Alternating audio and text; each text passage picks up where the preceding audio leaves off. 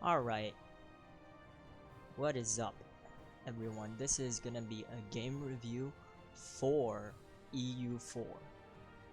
And this is basically just my opinion. This is the first time I'm ever doing a game review. So it'll be game review number 1. This will be EU4.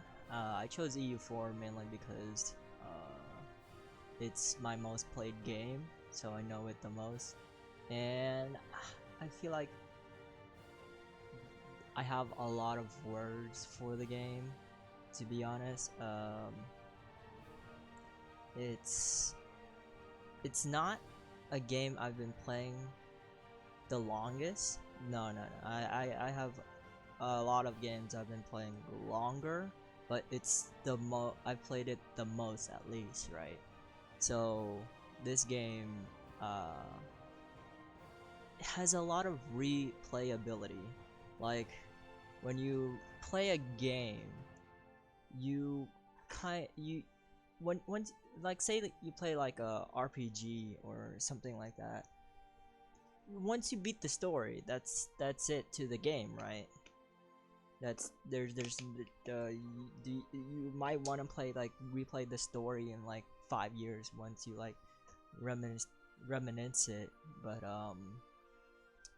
it's just like it's just sometimes you just get sick of the story.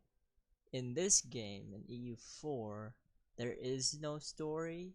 Kind of like you make your own story from history, or what's it's called, and I kind of like that. Like it it helps you learn a bit of history at the very beginning with like the start and whatnot, and like um, it gives you like a broad sense of history.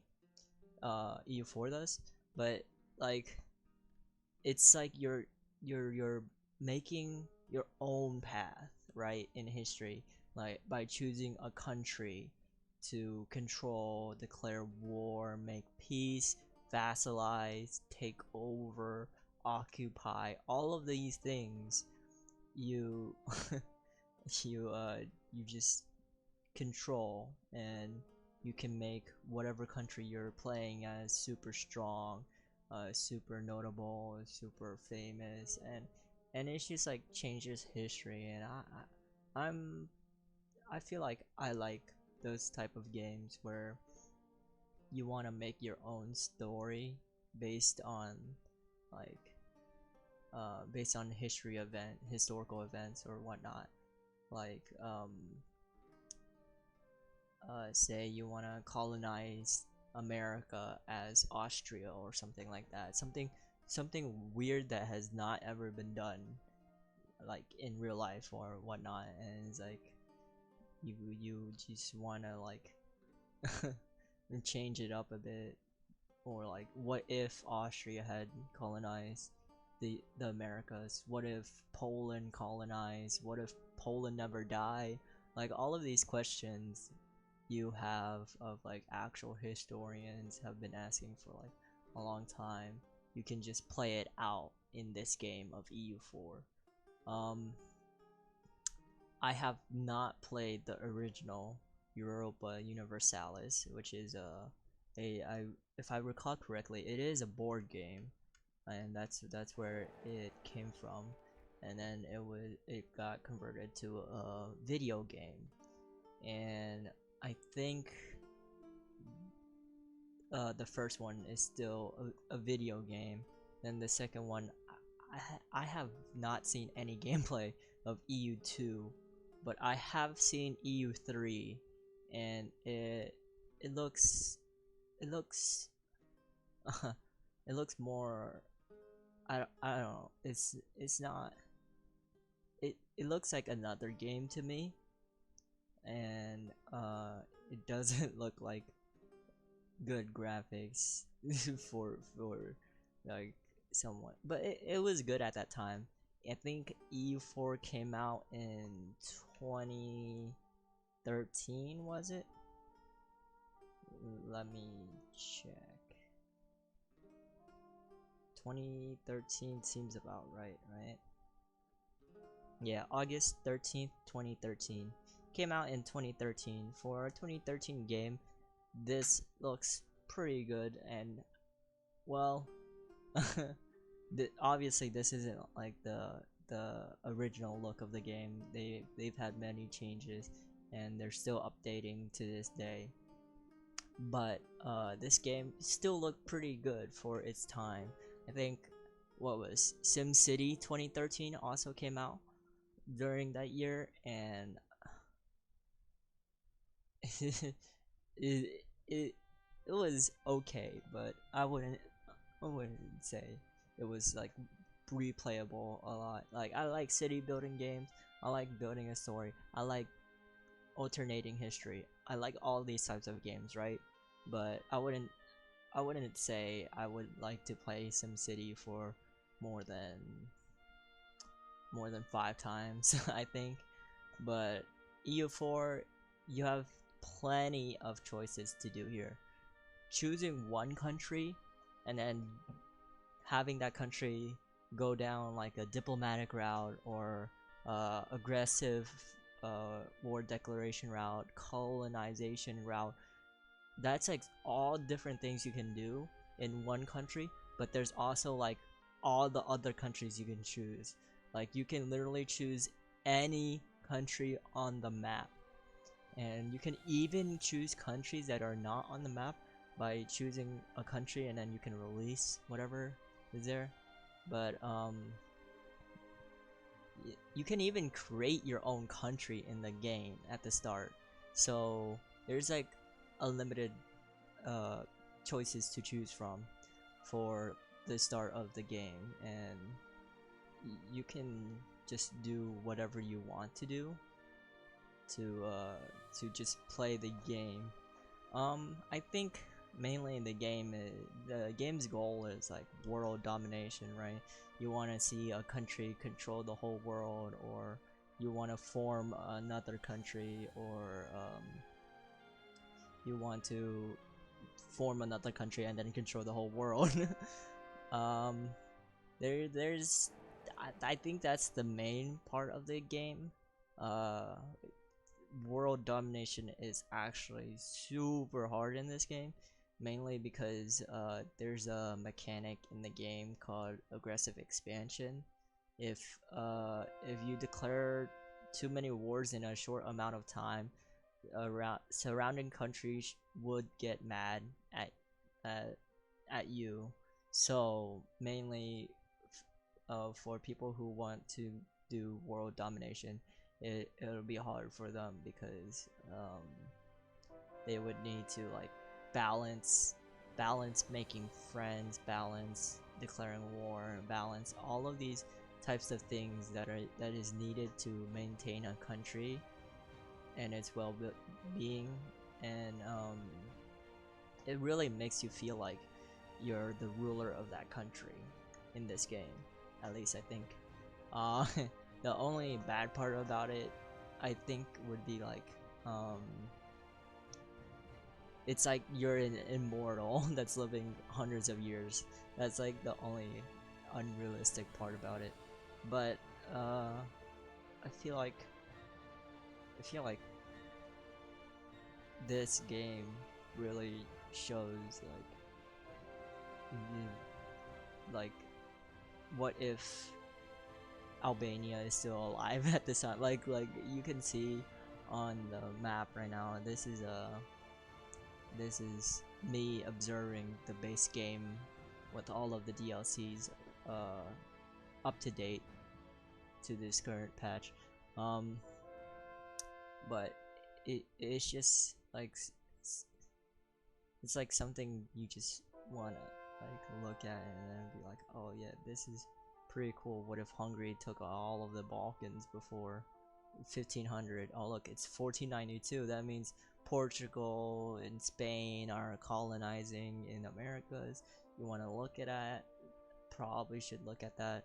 Um, yeah. So this game has a lot of like potential to just keep on playing over and over. I've started like at least 600 saves or something like that, because at at one point it's I feel like sometimes you play a lot of the game, but then you just want to start over and maybe like be like, what if I started at this nation instead, or this nation? So there's a lot of games where they won't get completed because of that, because the game is a long, it takes a long time to get to the end. I think 1821 is the end of this game.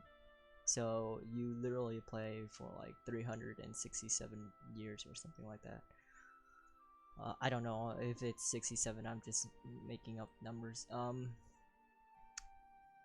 You, yeah, so you get to play for a long time, and not many people actually make it to the end because either they die off, they get too weak, or or something else goes wrong, because there's a lot of RNG elements in this game, such as events, decisions, and like how powerful you are and whatnot is based on like if you have uh the benefits of the RNG. There's like a lot of RNG in this game. Also, like attacking, defending is also RNG because they roll dice like a normal board game would.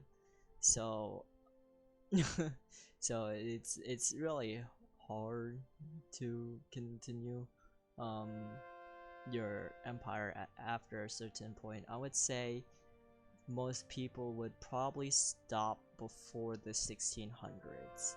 I would say, yeah, around there. Um,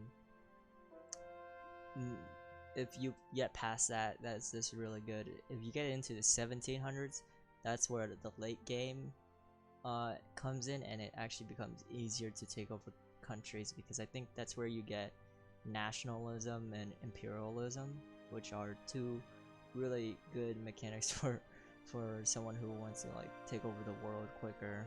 You don't have to keep making up random claims that I own your land or something like that. But um but yeah, so it scales out. I feel like for each country they have their certain perk and their certain abilities. They have like what's called ideas, and like every country has their own ideas, or not every country, but every major country has their own ideas. I don't think every country has their own idea, but it's very close to that. And you can see here that this is Europe, but there's like a lot of things that are weird. Like Albania is still alive, Venice owns half of Greece here. Like this is not the Europe you would know in actual life, in real life. Like Portugal owns most of Morocco, Aragon owns most of Algeria, Morocco owns Tunisia. Like this is like all weird, and I feel like I like it a lot because it's different from our our actual history. So the main part of this game, I feel like it would be just balancing everything, balancing all of the points you have, all of the mana points, all of the um, resources that you have, like money, manpower, sailors, stability, corruption, prestige. All of that needs to be balanced in order for you to in order for you to actually just manage the country before it falls into ruins. Um, I think if you conquer too fast, there's also the chance that they will revolt. And I think when playing as the Mughals, I had the hardest time to bring down the rebellions, because there was just too many nations I conquered in the way, and it was really bad. Aragon's attacking Portugal.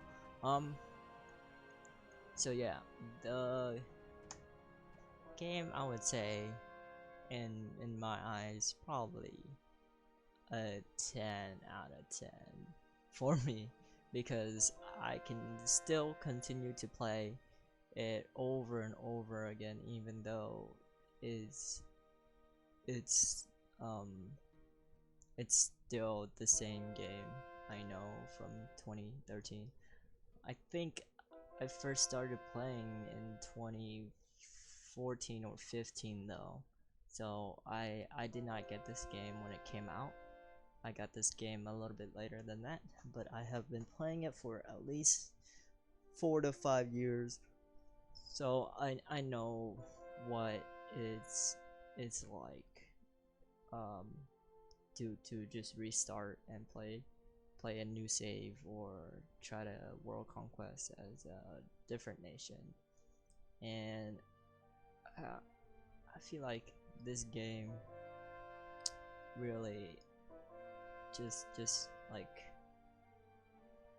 it kind of improved my knowledge a little bit, because before this game uh before this game I I didn't know what personal unions were, like personal unions from countries. Like I knew they were a thing, but I didn't know what they were. Like um it was like a diplomatic marriage from one country to another country so they can become allied.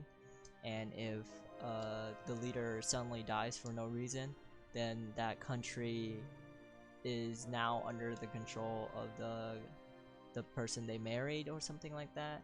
And that was pretty cool to me to learn about that. But then also like vassalization can be annexed and whatnot. I mean that would make sense, right? But like I I don't know if that's like truly true, but I feel like after like 10 to 20 years they could truly be annexed, which makes sense because I feel like that's what people did in real life. Um, Probably other things is like the HRE. I didn't think that was a thing before E4. I don't. Yeah, yeah, definitely. And then once it came up in class, I was like, oh yeah, I know all about the HRE, the electorate, Brandenburg, Bohemia, the Emperor Austria, like all of that stuff. I was like, yeah, yeah, yeah, I know all of that. But then there's like some things that are um a bit weird.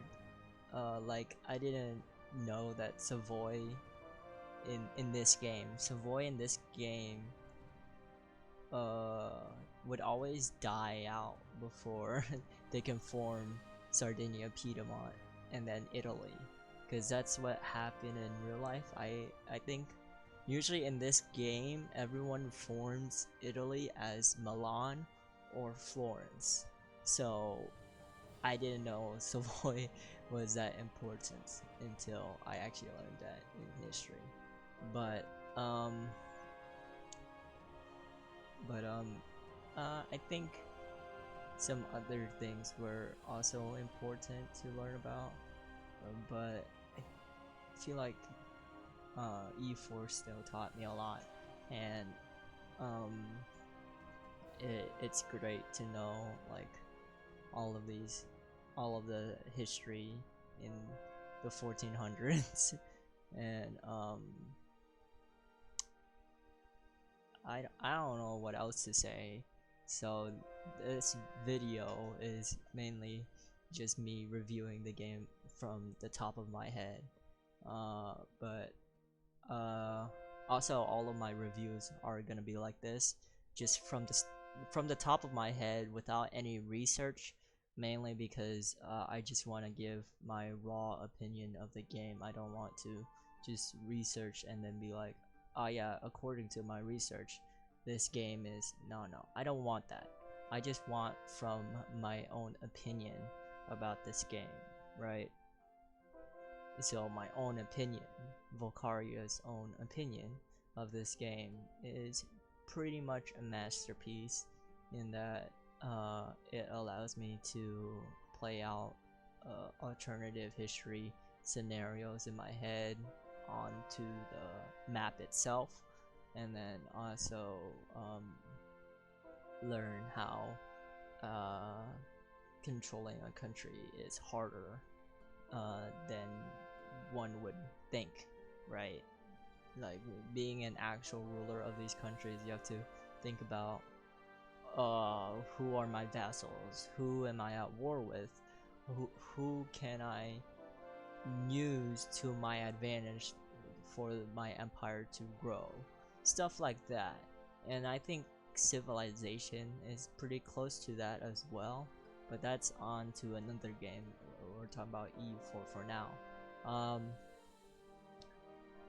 yeah, so unlike civilization actually, E4 does not have population. It doesn't show population at all, so you don't even know if your country that you hold has like 5,000 people or 500,000 people. Like it doesn't show.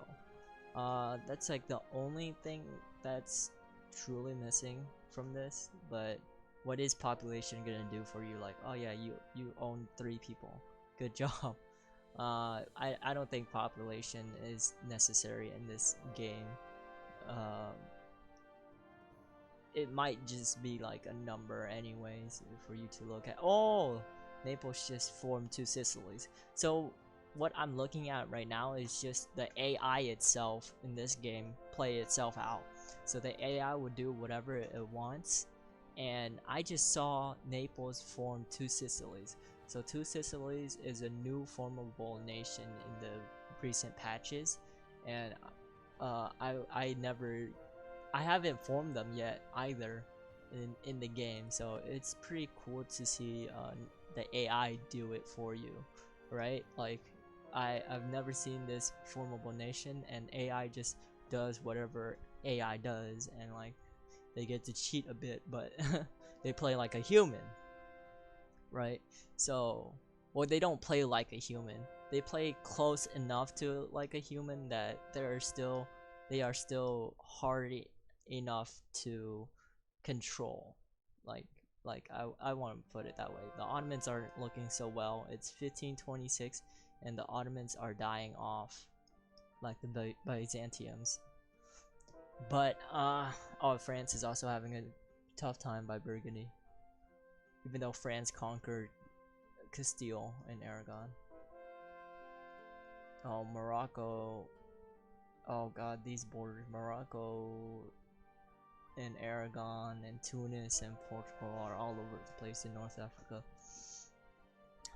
But yeah, and then like there's all these different map modes you can see from the game, and it just shows you like stuff that you need to know. Like you need to control religion, like the Protestants are rising up.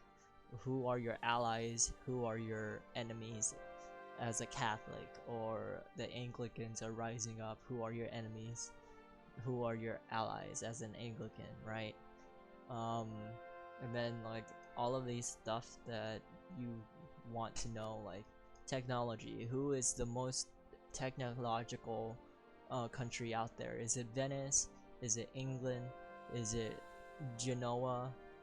And who's the most backwater country that you can destroy right now?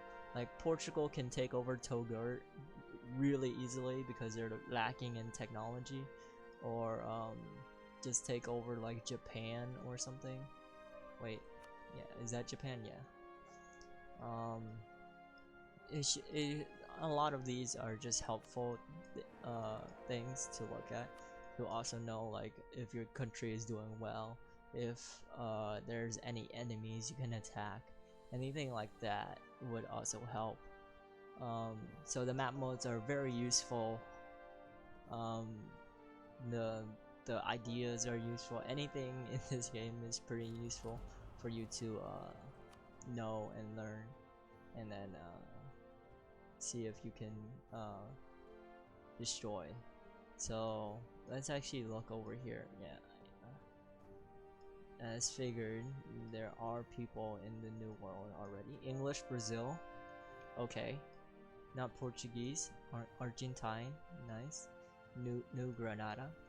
Um, it's just all of these things that just happens. I don't think AI Poland or AI Austria would colonize though, but you can also make that happen if you are the player. You can force to colonize as Poland or Austria if you take the colonial ideas. Um, what else do I have to say about this game? This game, I don't think I have much to say other than the replayability is super high. Just like I want to say Hearts of Iron 4 is pretty high as well, but Hearts of Iron 4 has like 54 countries. EU4, this game right here, has 400 countries. If I think it also supports multiplayer, but I don't know how many players can play at a time before it crashes, right? I feel like it would if it could support up to 400 players. But I feel like not everyone has the exact same. Maybe if you have the exact same connection in computer, then it would actually support the 400 players in a multiplayer lobby. But for now, the highest I've seen myself is around 30 for this game. But I feel like it could support more, like 80, 100, maybe even more. But this game is very taxing on computers, mainly because there's like so many things going on, so many AIs doing whatever, so many players doing whatever. So it's just a lot of things that needs to be processed in this game. Um, what else do I need to say? I feel like that's mainly it for this game. Uh, I'll be done with this game review. Alright. Um, for more game reviews, I will probably move on to other games that are similar, such as Civilization 5 or 6, Hearts of Iron 4. I don't know which game I want to do yet, but those games will probably be done or be doing soon. Then I will also do anime reviews because I feel like those and games go kind of hand in hand a bit. I just want to talk about like the story of each game or anime, and I think that will be it for this first game review.